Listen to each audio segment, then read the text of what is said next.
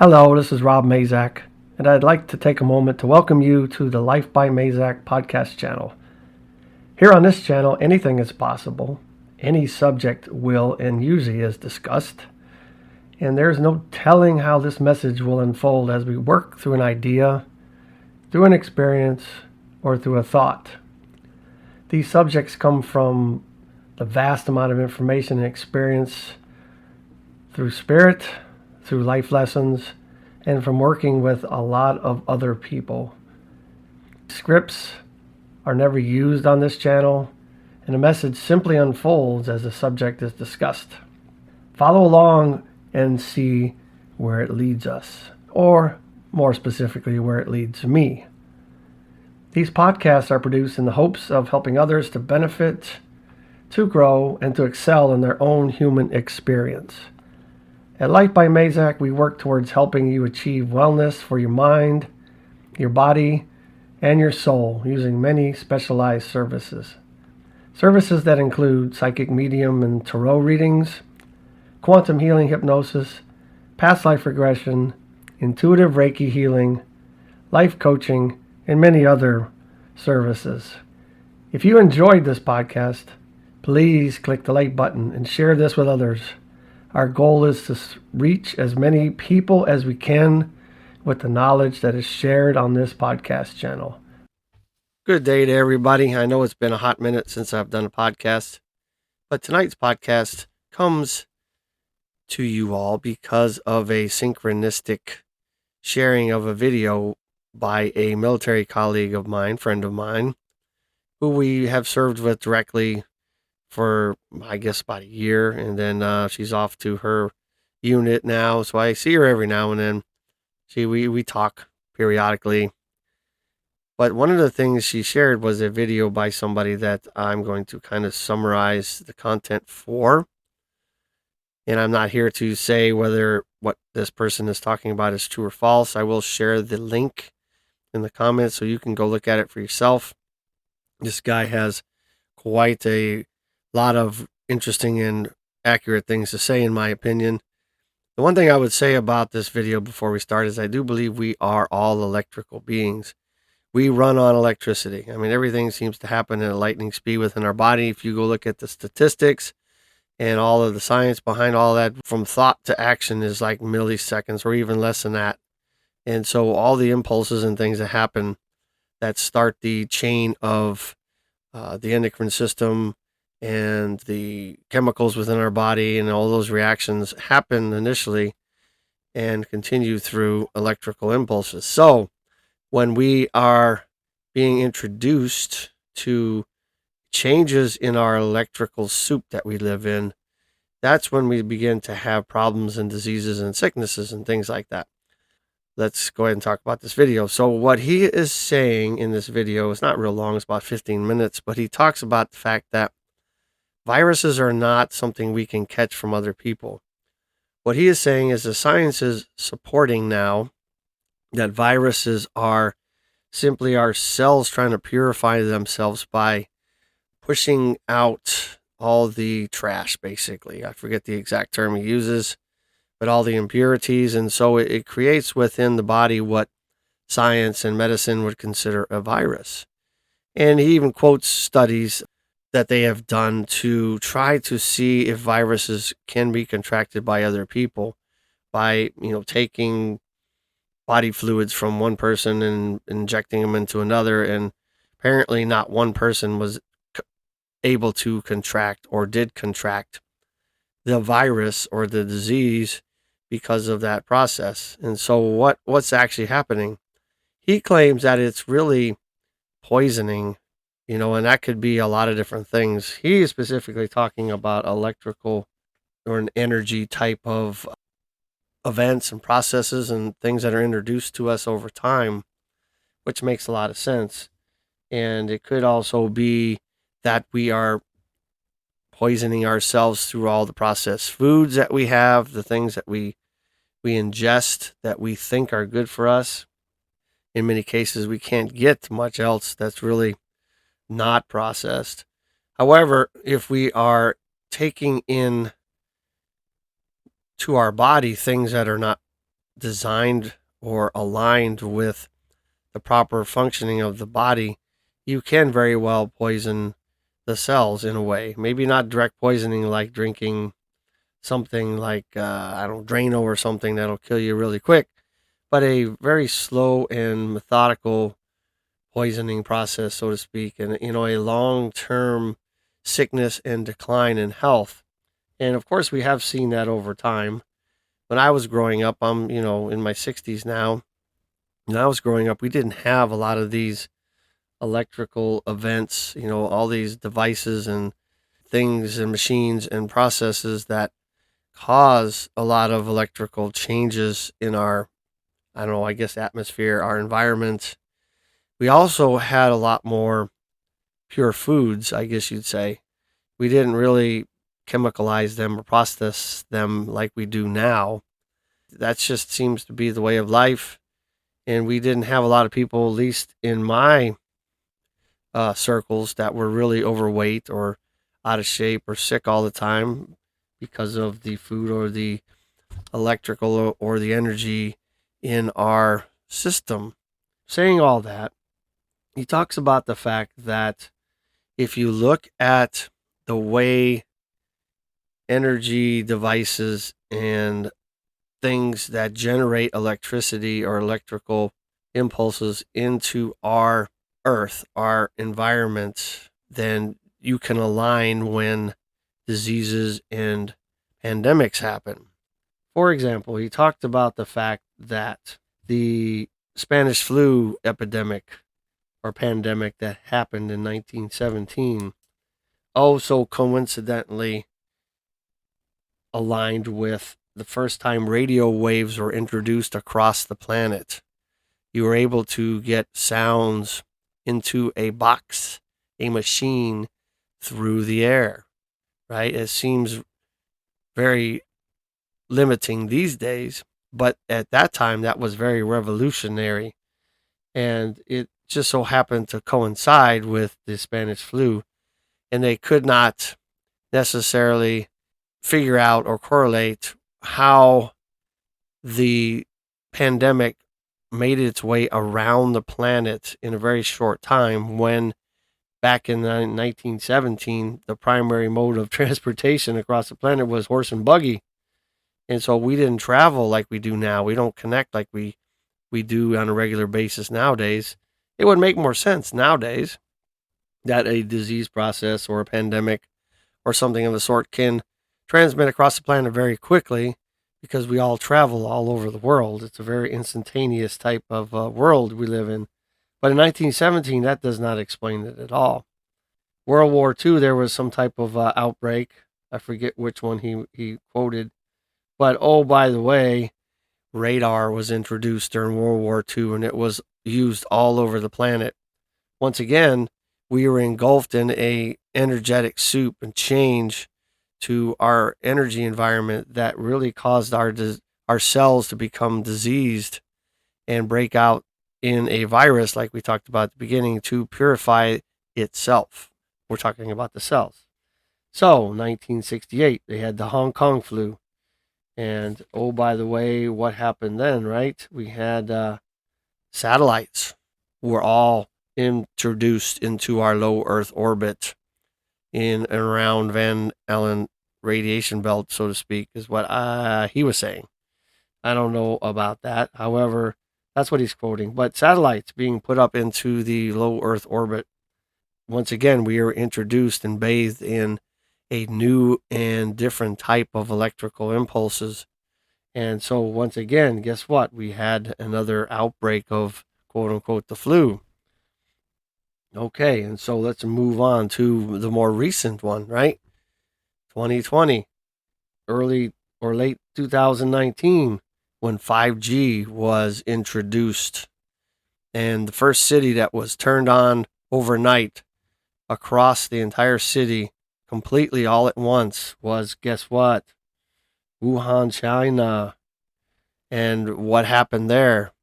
Well, what we saw is what they're quoting as COVID. The COVID pandemic starts there.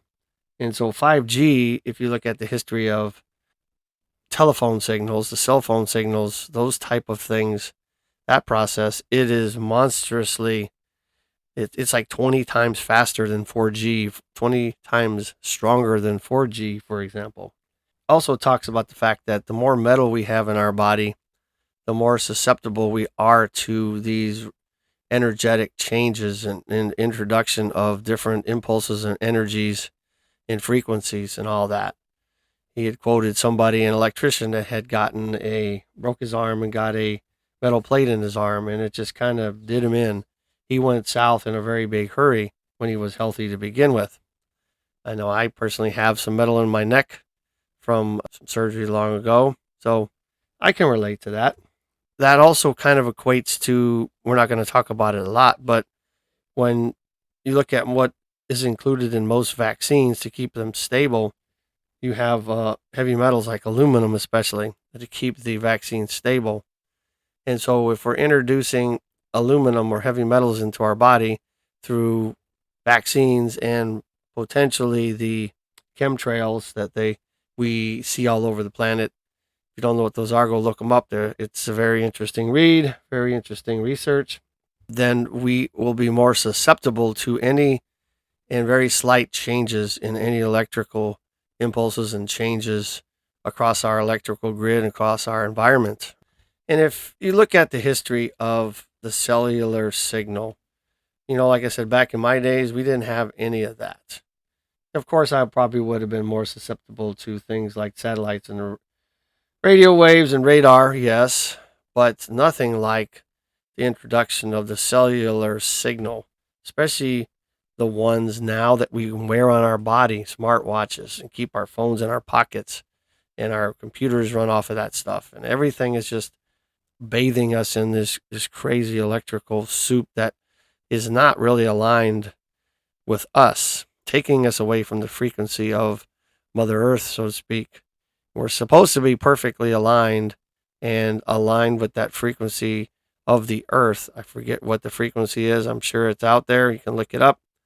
But the more we introduce these new energies into our environment, into our lives, the farther away we get from that alignment of perfection that whoever created this place that we live in designed it to be. It is going south in a big hurry, and we're going to caveat on to this spiritual ascension and this introduction of energy here in a minute. And I've talked about that a little bit, but I want to kind of cover the evolution of the cellular signal. And believe it or not, I don't know, you can go look it up yourself. Most of this technology was not developed in the United States. It seems like we get a lot of credit here in the United States for inventions and things that we may not necessarily get or should have due credit for. So 1G signal was actually developed in Tokyo in 1979, the year I graduated from high school. Go figure. Now, we did not actually adopt that in the States, United States, until 1983. So that is the first time that we started seeing a cellular signal that connected phones to be able to talk to each other across a network of sorts. And then, of course, 2G came along in 1991, started in Finland, and it ramped it up. It had the ability then to actually now transfer data from one phone to another. Texting came a thing, right? We all know that it's hard to miss our counterparts when we get home. We don't hardly have anything to talk about because we've been texting all day with them, right? Back in my days, you showed back from work or wherever you're at, and you actually had an opportunity to miss somebody, had some conversations, caught up on the day. It's not so much the same now. We are connected all the time. Then 3G came around 2001. If you're not picking up on it, about every 10 years or so, give or take a little bit, new technology rolls out. And that's the way the history has gone. And so 3G was able to actually transfer, surf the web, different things like that. It really started ramping things up. 4G, which has been super popular for a long time, once again, was introduced in Norway. Sorry, going back to 3G, it was introduced in Japan. That's where it was designed and started. 4G in Norway near the end of 2009. We did not really launch it solidly until about 2011 in the United States, a true 4G. Right. And so that really ramped up the game. You were able to transfer, download things, watch videos. I mean, it really made it a game changer. But 5G, 5G, 5G, right? I think there's even a 6G that's already been invented. I don't think it's been pushed out yet, but I'm sure there's plans for that. I don't have that history in front of me, but I have looked at that before.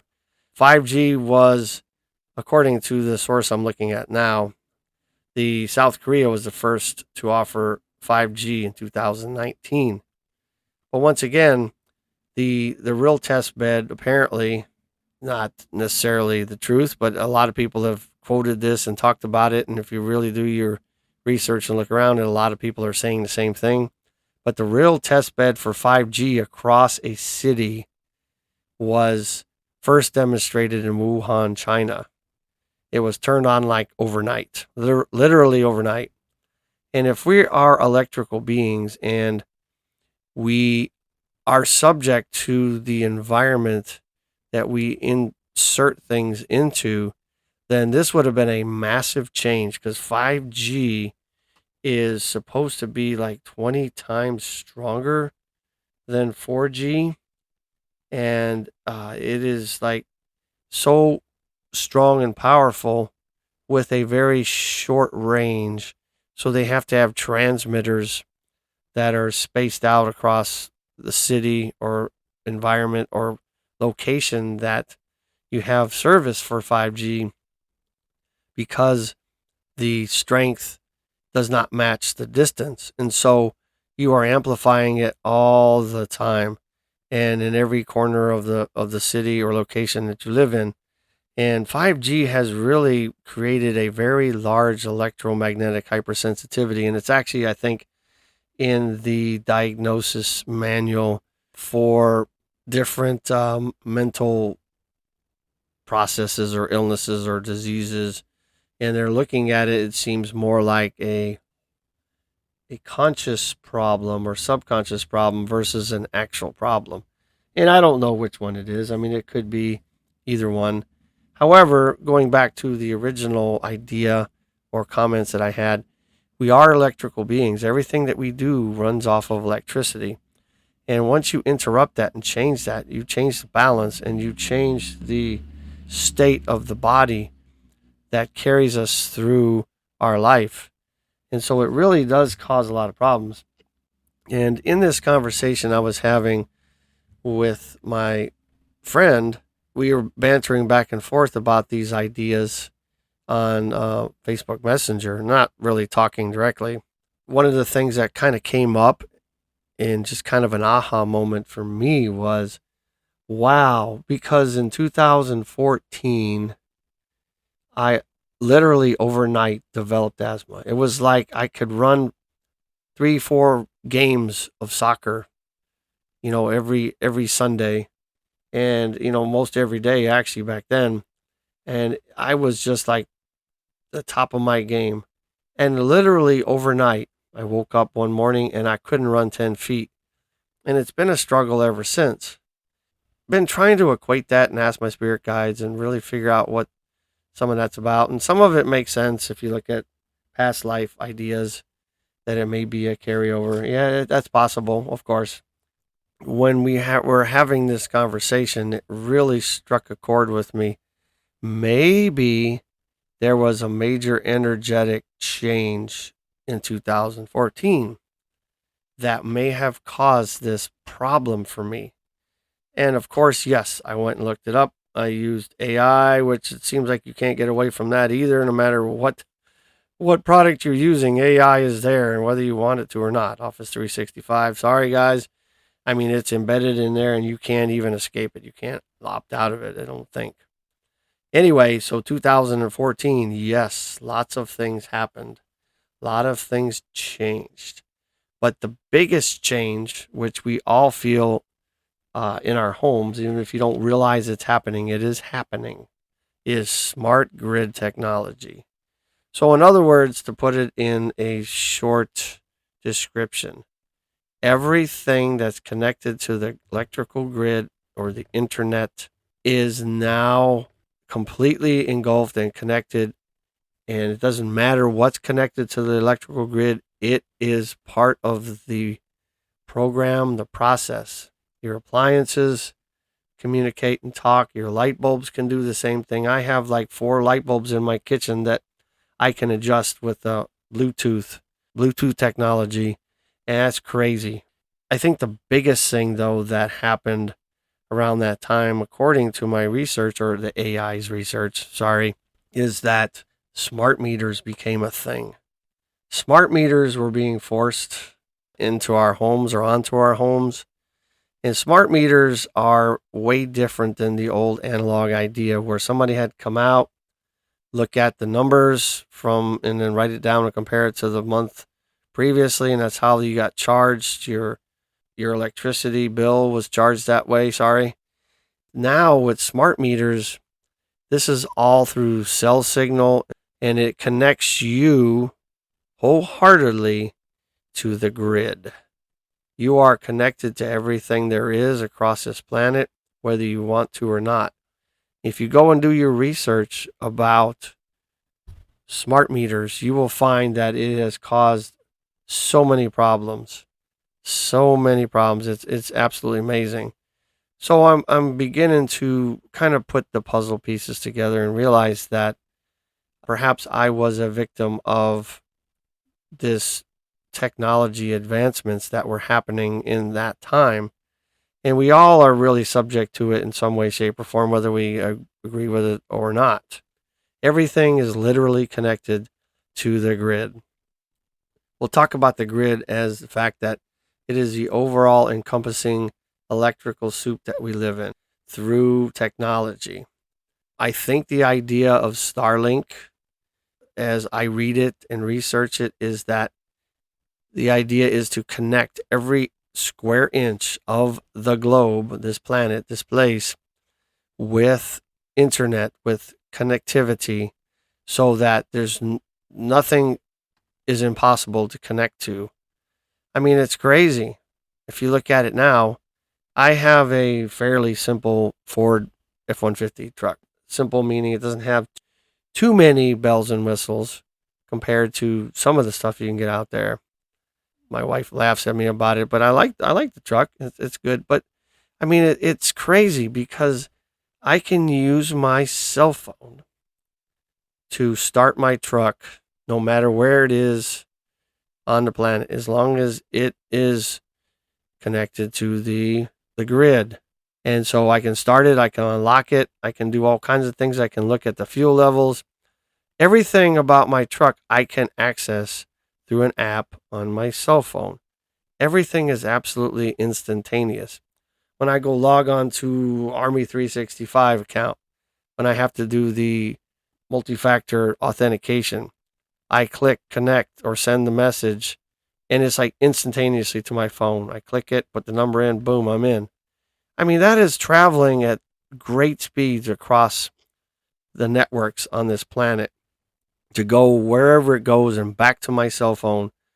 The energy and the power of the energy and the craziness of what we are subjecting ourselves to is immense. And we are all used to this technology and the creature comforts that it brings us.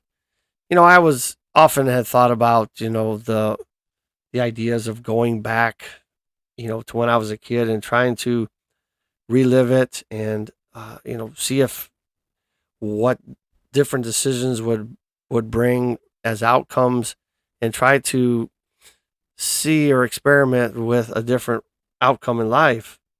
And as I think about that, I'm like, would I really like being back in, say, the 1970s as a kid and not have the accesses I have now and be able to do the things that I do? I can go on, like I just said, I wanted to look at smart grid technology like I was talking about, or things that happened in 2014.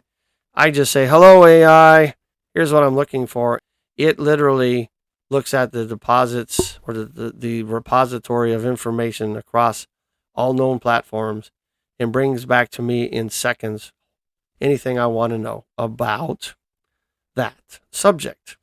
Looking back at earlier life, yes, it was healthier, it was stronger. Our bodies were a little bit more in line than we are now, or alignment than we are now.